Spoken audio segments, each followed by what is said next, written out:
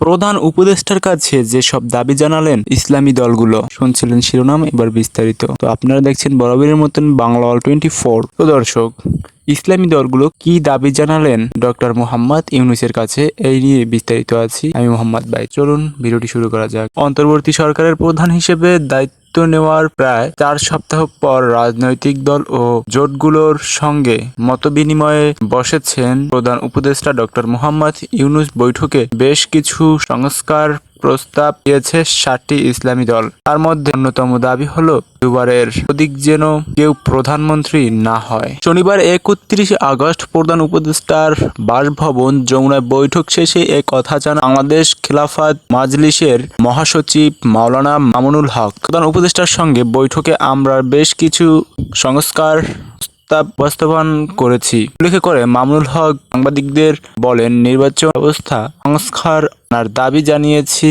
সংবিধানে আল্লাহর প্রতি আস্থা ও বিশ্বাস ফিরিয়ে আনতে হবে এবং ইসলাম বিরোধী আইন যেন না আসে।